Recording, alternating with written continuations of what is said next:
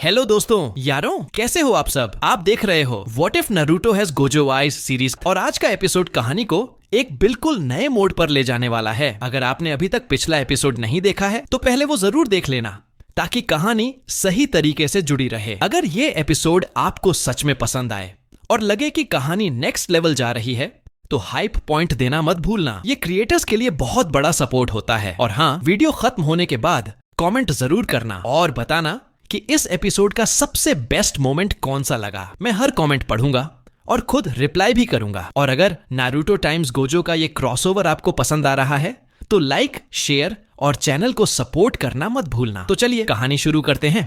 उसने नारुतो पर हमला करने की कोशिश की लेकिन उसने बड़ी आसानी से उसकी दोनों बाहें पकड़ ली। देखो, मैं औरतों पर हाथ उठाने का समर्थन नहीं करता लेकिन गद्दारों के मामले में अलग रुख अपनाता हूँ, नारुतो ने कहा। उसकी आवाज अब पहले से कहीं ज्यादा गंभीर थी।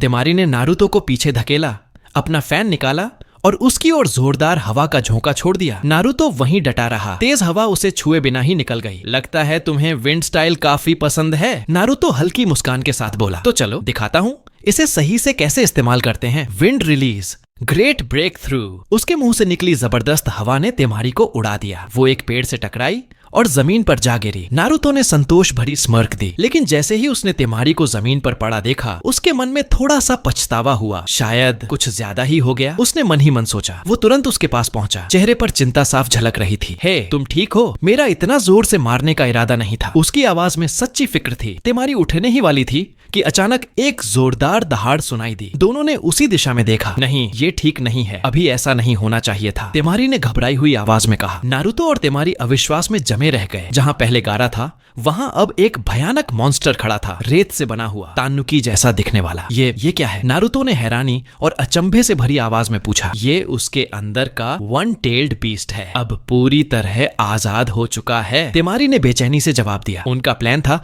कि इसे कोनोहा के अंदर रिलीज किया जाए लेकिन ये यहाँ ही बाहर निकल आया। नारुतो ने जल्दी से इधर उधर नजर दौड़ाई। उसकी नजर एक पेड़ की डाल पर पड़ी जहाँ सास्के घुटनों के बल बैठा था, तेज सांसें ले रहा था। गारा से हुई लड़ाई ने उसे पूरी तरह थका दिया था। जैसे ही टेल्ड बीस्ट ने सास्के पर हमला करने की तैयारी की, नारुतो तुरंत उसके सामने टेलीपोर्ट हो गया और अपने लिमिटलेस से वार रोक लिया। Wind style expensive wind. पूरा माहौल विंड चक्रा से भर गया। बीच में खड़ा नारुतो तेजी से हैंड साइंस बना रहा था। Wind style wind dragon. उसके आदेश के साथ ही आसपास की हवा एक विशाल ड्रैगन का रूप लेने लगी। ये हमला टेल्ड बीस्ट को पीछे धकेलता चला गया। पूरी कोशिश के बावजूद वो बच नहीं पाया और सीधा वार झेल गया। आखिरकार जैसे जैसे विंड ड्रैगन टेक्निक की ताकत कम होती गई वो बीस्ट पीछे ढकेल दिया गया और उसे भारी नुकसान पहुंचा। पेड़ की डाल पर खड़ा नारुतो गहरी सांसें लेने लगा। इस टेक्निक ने उस पर काफी असर डाला था लेकिन उसने जल्दी खुद को संभाला और सास्के की ओर बढ़ा। सास्के, तुम ठीक हो? उसने बीस्ट पर नजर रखते हुए पूछा। हाँ, मैं ठीक हूँ। सास्के ने उठने की कोशिश की लेकिन शरीर ने साथ नहीं दिया। अभी आराम करो, नारुतो ने शांत आवाज में कहा, उसके कंधे पर हाथ रखते हुए। तुमने बहादुरी से लड़ा है, कमाल का काम किया, अब मेरी बारी है। लेकिन सास्के कुछ कहना चाहता था मगर दर्द ने उसकी आवाज दबा दी। कुछ कहने की जरूरत नहीं, नारुतो ने भरोसा दिलाया। यहीं रहो, मैं अभी लौटता हूँ। ये कहते ही वो पास के एक पेड़ पर टेलीपोर्ट हो गया, ठीक टेल्ड बीस्ट के सामने। उसने क्रीचर को ध्यान से देखा और उसकी नजर बेहोश पड़े गारा पर गई। ठीक है, इस टेक्निक के लिए ये परफेक्ट मौका है, नारुतो ने खुद से कहा। एडमेंटाइन सीलिंग चेन्स। बोलते ही उसकी पीठ से बड़ी संख्या में चेन्स निकलने लगी। टेल्ड बीस्ट ने खतरा समझते हुए हमला किया लेकिन उसके सारे वार नारुतो के लिमिटलेस से बेअसर हो गए। जल्द ही एडमेंटाइन चेन्स ने पूरे बीस्ट को जकड़ लिया, पूरी तरह स्थिर कर दिया। नारुतो तेजी से गारा के बेहोश पड़े शरीर तक पहुंचा गया। हालात की गंभीरता समझते हुए उसने 8 ट्राइग्राम सीलिंग टेक्निक का इस्तेमाल किया। वन टेल वाले बीस्ट को दोबारा उसके भीतर सील किया और अपनी चाकरा से सील को और मजबूत कर दिया। गारा ने हलचल की और धीरे धीरे होश में आने लगा। तुमने क्या किया? उसकी आवाज में गुस्सा और कंफ्यूजन साफ था। सब कुछ समझाने का टाइम नहीं है।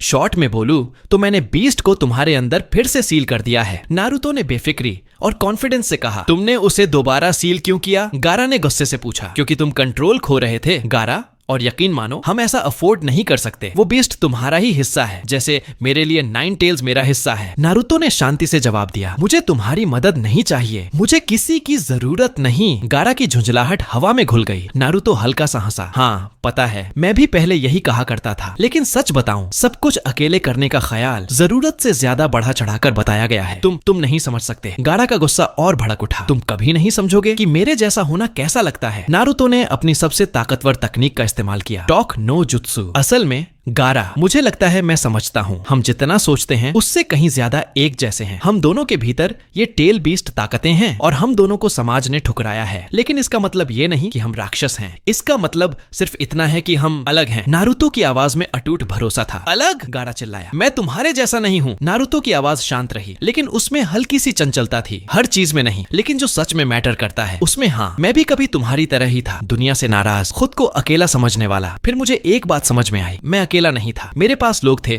जो मेरी परवाह करते थे और मैं भी उनकी परवाह करता था, और वही मुझे स्ट्रांग बनाता है। गुस्से में गारा ने हमला करने की कोशिश की, लेकिन नारुतो ने आसानी से उसे डॉज कर लिया। गारा, रुक जाओ, मेरी बात सुनो। नारुतो की आवाज में कमांड था। जब तुम्हारे पास किसी के लिए लड़ने की वजह होती है, वो तुम्हारे लिए भी लड़ते हैं। वही असली ताकत है, किसी भी टेल्ड बीस्ट से ज्यादा। गारा ठिठका। गुस्सा थोड़ा कम हुआ। तुम सच में ऐसा मानते हो? उसने संदेह से पूछा। हाँ गारा, नारुतो ने बिना हिचक पूरे विश्वास के साथ जवाब दिया। और मुझे लगता है दिल के किसी कोने में तुम भी ये मानते हो, लेकिन फैसला तुम्हारा है। अपनी राह तुम्हें खुद चुननी है। बस इतना याद रखना, अब तुम अकेले नहीं हो, और ऐसी ताकत किसी भी चीज से बेमिसाल होती है। गारा घुटनों के बल गिर पड़ा। नारुतो मुड़ा और चलने लगा। चलते चलते उसने तेमारी से कहा, अपने टीममेट्स को उठा लो, एक जरा पीछे रह गया है। मैंने उसे थोड़ी देर की नींद में सुला दी है। फिर ठंडी लेकिन साफ चेतावनी दी, इस गांव को छोड़ दो और उसी इरादे से वापस आने का सपना भी मत देखना, क्योंकि अगली बार मैं न तुम्हारे साथ नरमी बरतूंगा न तुम्हारी टीम के साथ। नारुतो ने खुद को सास्के के पास पहुंचा लिया। लगता है यहाँ काम खत्म, चलो गांव लौटते हैं। उन्हें जाने क्यों दिया? सास्के ने पूछा। बस मन किया, नारुतो बोला। अब सवाल बंद, चलो वापस, अपना हाथ दो। क्यों? नारुतो ने उसका हाथ पकड़ा और पल भर में दोनों साकुरा के पास कोनोहा में थे। साकुरा अचानक उन्हें देखकर चौंक गई। सॉरी साकुरा, लेकिन यहाँ हुआ क्या है? नारुतो ने स्टेडियम की खाली जगह देखते हुए पूछा। यहाँ कोई दिख क्यों नहीं रहा? मुझे भी ठीक से नहीं पता, साकुरा ने कहा। मैं लड़ रही थी, तभी एक अटैक पीछे से लगा, शायद मैं बेहोश हो गई। होश आया तो खुद को यहाँ पाया। तो बाहर चलकर देखते हैं, नारुतो ने कहा। बाहर उन्होंने काकाशी, जिराया और कई शिनोबी को खड़ा देखा। टीम साथ दौड़कर पहुंची। नारुतो कुछ पूछने ही वाला था कि उसकी नजर जमीन पर पड़े हिरुजेन पर पड़ी और सच्चाई उसे भीतर तक चीर गई। जिराया ने उसके कंधे पर हाथ रखा। शुरुआत से अगर किसी ने नारुतो की सच में परवाह की थी तो वो हिरुजेन थे। साथ में खाए गए खाने, दी गई सीख, सब यादें एक साथ उमड़ पड़ी। दुख था और उससे भी ज्यादा गुस्सा खुद पर। वो हमेशा वक्त पर पहुंचता था, लेकिन जिस एक बार वह देर से पहुंचा, उसी एक पल ने उससे उसका सबसे कीमती इंसान छीन लिया। वो एक सच्चे हीरो थे, जिराया ने कहा। उन्होंने कोनोहा विलेज के लिए जान दी। नारुतो ने बस चुपचाप सिर हिला दिया। अंदर ही अंदर गुस्सा और क्रोध उबल रहा था। ओरोचिमारू, अब तुम मुझसे बच नहीं पाओगे, मैं खुद आ रहा हूँ। अगले दिन हिरुजेन सारुतोबी के सम्मान में एक विशेष सेरेमनी हुई। पूरा कोनोहा वहाँ मौजूद था। नारुतो, आसुमा, सारुतोबी, सभी ने फूल चढ़ाए। नारुतो ने कोनोहा मारू को संभालने की कोशिश की। समय रुका नहीं, दर्द के साथ आगे बढ़ना ही जिंदगी है। कुछ दिनों बाद कोनोहा ने खुद को दोबारा खड़ा करना शुरू किया। हमला छोटा था, लेकिन डर गहरा छोड़ गया था। एल्डर्स की मीटिंग हुई। नए होकागे की जरूरत थी। पहला नाम जिराया का आया, लेकिन उन्होंने मना कर दिया और किसी और का नाम सुझाया। एक हफ्ता बीत गया। ट्रेनिंग ग्राउंड में जिराया ने नारुतो को पाया, अकेला ट्रेनिंग करते हुए। नारुतो, कुछ कहना है सेंसे? आवाज सपाट थी। मैं गाँव से बाहर जा रहा हूँ, साथ चलोगे? नहीं। जिराया पास बैठ गए। मुझे लगता है तुम भी जानते हो, इस तरह यहाँ अकेले बैठे रहने से कुछ हल नहीं होगा। इसके लिए तुम्हें खुद को तराशना होगा और इतना मजबूत बनना होगा कि अगली बार तुम अपने हर कीमती लोग की रक्षा कर सको। ये सिर्फ पावर की बात नहीं है। नारुतो की आवाज कांप गई। काश मैं इतना बड़ा मूर्ख न बना होता, दिखावे में अपना समय बर्बाद न किया होता। अगर मैं वहां थोड़ा पहले पहुंच जाता तो शायद बहुत कुछ बदल सकता था, लेकिन मैं एक भी इंसान को नहीं बचा पाया। ऐसे में मैं होकागे बनने की चाह कैसे रख सकता हूँ? मैं सबकी रक्षा कैसे कर पाऊंगा? क्या तुम्हें लगता है कि पछतावे में डूबे रहने से अतीत बदल जाएगा या समस्या अपने आप हल हो जाएगी? जिराया ने उसे सीधे चुनौती देते हुए कहा। लेकिन नारुतो कुछ कहना चाहता था, मगर वहीं रोक दिया गया। कोई लेकिन नहीं नारुतो, हमें अपने अतीत से सीख लेनी होगी और आगे बेहतर बनने की कोशिश करनी होगी। सिर्फ पछतावा करने से कुछ हासिल नहीं होगा, जिराया ने दृढ़ स्वर में कहा। कुछ देर की खामोशी के बाद, तो अब चलने के लिए तैयार हो? जिराया ने पूछा। कहाँ? नारुतो ने सवाल किया। अरे हाँ, बताना भूल गया, हमारे गांव को इस वक्त एक होकागे की सख्त जरूरत है, इसीलिए हम उस पद के लिए एक खास इंसान को लाने जा रहे हैं, जिराया ने कहा। कौन है वो? नारुतो ने पूछा। वो मेरी एक करीबी दोस्त है, जिराया ने जवाब दिया। तो फिर हम कब निकल रहे हैं? कल सुबह सबसे पहले, इसीलिए खुद को तैयार रखना। यह कहते हुए दोनों ट्रेनिंग ग्राउंड से बाहर निकल गए। नारुतो ने घर लौटकर कारेन को बताया कि वो मिशन पर जा रहा है। अगली सुबह नारुतो जल्दी उठा और जिराया से मिलने निकल पड़ा। नारुतो अपनी मंजिल को लेकर काफी क्यूरियस था। उसने पूछा, तो आखिर हम जा कहाँ रहे हैं? जिराया हल्की मुस्कान के साथ बोला, सब्र रखो नारुतो, सही वक्त पर सब पता चल जाएगा। चलो। और दोनों गांव छोड़कर निकल पड़े। उनके जाते ही कुछ ही देर बाद कोनोहा के गेट पर दो रहस्यमयी शख्स पहुंचे। ये दोनों और कोई नहीं बल्कि इताची और किसामे थे। बिना किसी रुकावट के वो दोनों गांव के अंदर दाखिल हो गए। ओरोचिमारू के ठिकाने पर काबुतो उसे सहारा देकर बैठा रहा था। पिछली लड़ाई में उसकी दोनों बाजुएं बुरी तरह जख्मी हो चुकी थीं। सारुतो भी। ओरोचिमारू ने भारी सांस लेते हुए कहा, आपको सच में लगा था कि ये आसान होगा? काबुतो बोला, वैसे अच्छा हुआ कि हमें उस नारुतो बच्चे से सामना नहीं करना पड़ा। वो होता तो हालात और भी मुश्किल हो जाते। फिर भी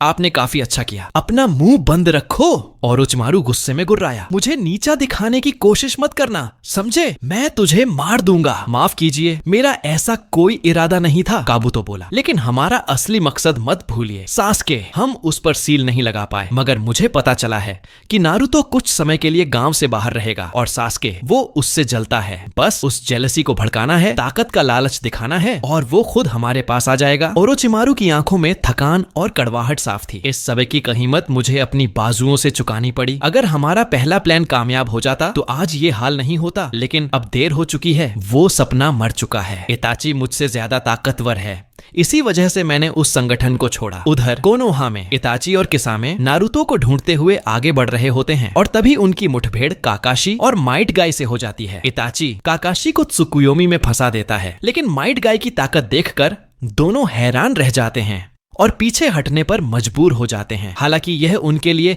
कोई बड़ी रुकावट साबित नहीं होती, क्योंकि तब तक उन्हें यह समझ आ चुका होता है कि नारुतो गांव में नहीं है। वे उसका पीछा करने लगते हैं। इधर सफर के दौरान जिराया ने नारुतो को मिनातो और कुशिना के किस्से सुनाए। कोनोहा में काकाशी बिस्तर पर आराम कर रहा था। असुमा, गाय और कुरेनाई उसके पास मौजूद थे। वो दोनों काफी खतरनाक हैं, गाय बोला, लेकिन अब तक उन्होंने नारुतो को ढूंढा नहीं है। अजीब है, असुमा बोला। गांव में घुसाना इतना आसान था, फिर नारुतो को ढूंढना तो और भी आसान होना चाहिए था। इताची को पता है नारुतो कैसा दिखता है। असुमा बोल ही रहा था कि गाय ने उसे चुप कराया। सास के कमरे में दाखिल हुआ काकाशी उसे पुकारते हुए, लेकिन सामने देखा तो वो बेड पर आराम कर रहा था। ये सब क्या हो रहा है? सास्के ने हैरानी से पूछा। काकाशी सो क्यों रहे हैं और ये कमरा इतने सारे जोनिन से भरा हुआ क्यों है? कुछ खास नहीं, गाय ने बिल्कुल कैजुअली जवाब दिया। तभी अचानक एक और निंजा तेजी से कमरे में घुसा। क्या ये सच है? क्या इताची वापस आ गया है? उसके सवाल पर गाय ने उसे घूर कर देखा। और क्या वो यहाँ नारुतो के लिए आया था? वो आगे बोला, सबके चेहरे देखकर गहरी सांस लेते हुए। बेवकूफ, कुरेनाई ने धीमी आवाज में बुदबुदाया। इताची का नाम सुनते ही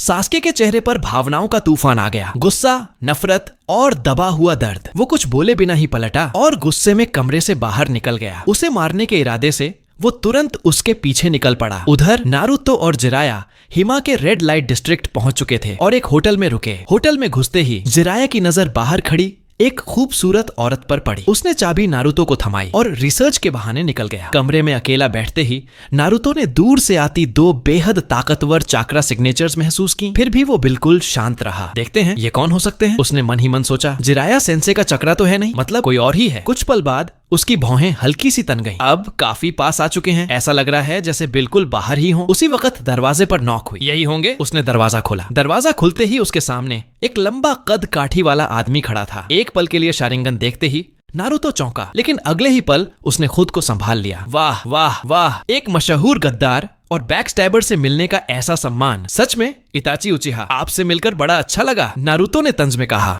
उसकी बातों ने इताची को एक पल के लिए चौंका दिया, लेकिन उसके चेहरे पर जरा सी भी बेचैनी नहीं आई। समझ गया, ड्रामेटिक विलेन वाली एंट्री का मूड है, लेकिन मेरे पास ज्यादा वक्त नहीं है, तो सीधे बता दो, क्या तुम अपने छोटे भाई सास्के के लिए आए हो? नारुतो बोला। इतना कहते हुए उसकी नजर इताची के बगल में खड़े दूसरे आदमी पर पड़ी। तो यही है 9 टेल्स वाला बच्चा, दिखने में तो कुछ खास। किसामे ने बोलना शुरू किया। उसकी बात पूरी भी नहीं हुई थी कि नारुतो की लात सीधे उसके जबड़े पर पड़ी और वो हवा में उछल गया। अरे, जब दो बड़े बात कर रहे हो तो छोटे बच्चे को बीच में नहीं बोलना चाहिए। इतना तो माँ बाप ने सिखाया होगा, है ना? किसामे, जिसे नारुतो की लात लगी थी, गुस्से और आग बबूले होते हुए खड़ा हुआ। वो सीधा नारुतो पर हमला करने दौड़ा, लेकिन अगले ही पल नारुतो अपनी जगह से गायब हो चुका था। अचानक वो किसामे के ठीक पीछे खड़ा था। मुझे सच में समझ नहीं आता, तुम जैसे आदमी ऐसे बेवकूफों के साथ घूमते कैसे हो? नारुतो ने शांत लेकिन ताने भरी आवाज में कहा। किसामे ने पलट कर देखा और समझ गया कि नारुतो उसके पीछे है। गुस्से में उसने अपनी तलवार खींची और जोरदार वार किया, लेकिन हमला बीच हवा में ही रुक गया। ये क्या हो रहा है? किसामे ने मन ही मन सोचा। बुरा मत मानना, नारुतो ने कैजुअली कहा, लेकिन तुम हमारी बातचीत डिस्टर्ब कर रहे हो तो मैं बस। इतना कहते ही एडमेंटाइन सीलिंग चेन्स नारुतो की पीठ से बाहर निकली और किसामे को जकड़ लिया। जमीन पर गिरते हुए वो पूरी तरह उन चेन्स में लिपट चुका था। थोड़ी देर यहीं रहो, नारुतो बोला। पहले मुझे इताची से बात करनी है। वो इताची के सामने आया। तो उसने पूछा, यहाँ क्यों आए हो? मानना पड़ेगा तुम काफी मजबूत हो, इताची बोला। मुझे पता है, नारुतो बोला। तो सास्के के लिए आए हो? नहीं, हम तुम्हारे लिए आए हैं, नारुतो, इताची ने कहा। मेरे लिए? नारुतो ने भौहें चढ़ाते हुए कहा। क्या चाहते हो, मुझे मारना या कुछ और? नहीं, ऐसा तो नहीं हो सकता। मैं कोई उचिहा नहीं हूँ जिसे तुम मार दोगे। तो फिर मुझसे आखिर चाहते क्या हो? तुम बहुत बोलते हो लेकिन ताकत भी रखते हो, इताची बोला। अब तुम हमारे साथ चलोगे? नारुतो मुस्कुराया। लगता है भाइयों की मुलाकात देखने को मिलेगी। काफी समय हो गया सास्के, इताची बोला। सास्के कमरे में दौड़ता हुआ आया। इताची उचिहा, मरने के लिए तैयार रहो। मदद करूं? नारुतो ने पूछा। नहीं, इससे दूर रहो, नारुतो, सास्के ने सख्त लहजे में कहा। उससे बदला मैं खुद लेना चाहता हूँ। ठीक है, जैसी तुम्हारी मर्जी, मैं बीच में नहीं पड़ूंगा। बस इतना याद रखना, मर मत जाना, नारुतो ने हल्की सी शरारती आवाज में कहा। ये कहते हुए वो थोड़ा पीछे हटा और होटल के हॉल में दीवार के पास खड़ा हो गया। सास्के, मेरा तुमसे कोई लेना देना नहीं है, इताची बोला। मैं यहाँ सिर्फ और सिर्फ नारुतो के लिए आया हूँ, इसलिए बीच में मत पड़ो। तुम कह रहे हो कि तुम्हारा मुझसे कोई लेना देना नहीं है? सास्के गुस्से से दहाड़ा। इतना सब करने के बाद, अतीत में जो तुमने किया उसके बाद भी तुम सच में एक कमीने हो। सास्के ने गुस्से में दांत भींच लिया और चिल्लाया, मुझे तुमसे नफरत है। हमारे माता पिता को मारने और हमारे क्लैन को खत्म करने के लिए मैं तुम्हें दिखाऊंगा कि मैं तुमसे कितनी नफरत करता हूँ। सास्के बेहद तेजी से आगे बढ़ा और हमला किया। Boom, crack. इताची ने उसके हर एक वार को आसानी से डॉज किया। फिर अचानक उसने सास्के की गर्दन पकड़ ली। उसे कोई भी अगली हरकत करने का मौका दिए बिना सीधे दीवार पर पटक दिया। खून खांसते हुए सास्के को अपनी बेबसी का एहसास हुआ। अब भी काफी नहीं है, उसने मन ही मन सोचा। मुझे और ट्रेनिंग करनी चाहिए थी, मुझे और चाकरा चाहिए, मुझे और मजबूत बनना होगा। मैं नारुतो जैसा ताकतवर क्यों नहीं बन सकता? इतनी सारी ट्रेनिंग के बावजूद वो अब भी इताची का मुकाबला नहीं कर पा रहा था। इताची ने उसे ऐसे नजर से देखा जो उसके गुस्से को और भड़का दे। मुझसे नफरत करो और ज्यादा, सास्के, काफी सख्त हो, अपने ही सगे भाई के साथ भी, जिराया ने हल्की मुस्कान के साथ छेड़ते हुए कहा। इताची की नजर जिराया पर पड़ी और उसी पल उसे समझ आ गया, यही भागने का सही मौका है। साथ ही उसे किसामे को भी ढूंढना था, जहां कहीं भी नारुतो ने उसे कजैद कर रखा हो। जिराया एक लेजेंडरी सानिन, इताची ने शांत स्वर में कहा। नहीं, ऐसा नहीं होने दूंगा। जिराया ने तुरंत हैंड सील्स बनाते हुए कहा, toad style, toad mouth bind. धीरे धीरे आसपास का माहौल एक विशाल मेंढक के अंदरूनी हिस्से में बदलने लगा। लेकिन बिल्कुल आखिरी पल में इताची उससे बाहर निकलने में कामयाब हो गया। इससे पहले कि वो पूरी तरह बंद हो जाता, उसने तेजी से हॉल पर नजर दौड़ाई और किसामे को देख लिया, जो अब भी नारुतो की चेन्स में जकड़ा हुआ था। कैद में होने के बावजूद इताची ने उसे आजाद कर लिया और अगले ही पल दोनों वहां से फरार हो गए। छे, वो बच निकला। जिराया ने निराशा में जीभ चटकाई और सास्के के पास चला गया। ठीक हो छोटे? उसने चिंता के साथ पूछा। सास्के गुस्से से चिल्ला उठा। उसकी आंखें झुंझलाहट से लाल हो चुकी थीं। मुझे और ताकत चाहिए। उसे पूरा यकीन था कि अगर उसके पास ज्यादा ताकत होती तो इताची आखिरकार अपने कांड की वजह जरूर बताता। तभी नारुतो भी वहां आ गया। जिराया ने जल्दी से अपना जुत्सु हटाया और उससे सवाल किया, तुमने उसकी मदद क्यों नहीं की? नारुतो, उसकी आवाज में उलझन साफ थी। सास्के ने खुद मदद लेने से मना कर दिया था। नारुतो ने शांत लहजे में जवाब दिया, मैंने उसके फैसले की इज्जत की और बीच में नहीं पड़ा। वो समझता था कि सास्के अपनी शर्तों पर इताची का सामना करना चाहता था और दखल देने से हालात और भी बिगड़ सकते थे। देखो, जिराया ने गंभीर स्वर में कहा, अपने साथियों के फैसलों की इज्जत करना जरूरी है, लेकिन मैं तुम्हारी चिंता भी समझता हूँ। इतना कहते हुए उसने बेहोश होते सास्के को अपनी बाहों में संभाल लिया। उसकी हालत की जिम्मेदारी उसे खुद पर महसूस हो रही थी। अगर तुम बीच में दखल दे देते तो शायद ये सब नहीं होता। उसकी आवाज में निराशा साफ झलक रही थी। माफ कीजिए सेंसे, नारुतो ने हल्की पछतावे भरी आवाज में जवाब दिया। लेकिन अगर सास्के अपनी बातों को ताकत से साबित नहीं कर सकता तो शायद उसे वो बातें कहनी ही नहीं चाहिए। ये कहते हुए वो हॉल से होता हुआ अपने कमरे की तरफ बढ़ गया। आधी बेहोशी की हालत में भी सास्के ने नारुतो की बातें सुन ली। उसके दिल में गुस्सा और दृढ़ संकल्प दोनों एक साथ उभर आए। वो समझ गया था कि अगर उसे कभी इताची का सामना करना है और सच्चाई जाननी है तो उसे और ज्यादा मजबूत बनना ही होगा। उसी वक्त होटल के हॉल में माइट गाय आ पहुंचे। उन्होंने जिराया कि बाहों में बेहोश पड़े सास्के को देखा और पूछा, सब ठीक तो है ना? हाँ, ज्यादातर ठीक है। नारुतो वापस वहां आकर गाय के पास खड़ा होते हुए बोला, बस इतना हुआ कि इताची और उसका साथी यहाँ आ गए थे। सास्के का इताची से सामना हुआ और वो बुरी तरह हार गया, जैसा मैंने सोचा था, गाय ने धीमे से कहा। फिर नारुतो ने शुरुआत से लेकर आखिर तक सारी बात गाय को बता दी। इसके बाद गाय ने भी उन्हें कोनोहा में हुई घटनाओं के बारे में बताया, कैसे इताची और किसामे ने नारुतो को निशाना बनाया था और गांव में टकराव हुआ था। पूरी कहानी सुनने के बाद नारुतो ने हल्के लहजे में पूछा, तो काकाशी सेंसे का क्या हाल है? वो ठीक तो है ना? उसकी आवाज भले ही कैजुअल थी, लेकिन उसके भीतर की चिंता साफ झलक रही थी। वो इस वक्त आराम कर रहे हैं, गाय ने जवाब दिया। इताची ने जो टेक्निक इस्तेमाल की थी वो काफी भारी थी, उन्हें पूरी तरह संभलने में थोड़ा वक्त लगेगा। लेकिन सुनो, जिराया ने हल्की सी मस्ती भरी टोन में कहा, अगर हम तो सुनादे को ढूंढ लें तो वो काकाशी को भी ठीक कर सकती हैं और सास्के को भी, जिसकी हालत भी कुछ खास नहीं है। और चूंकि हम वैसे भी तो सुनादे को ढूंढने जा रहे हैं तो इसे भी साथ ले चलना चाहिए। माइट गाय ने हामी में सिर हिलाया और सास्के को अपनी पीठ पर उठा लिया। ठीक है, वो बोला, तो चलो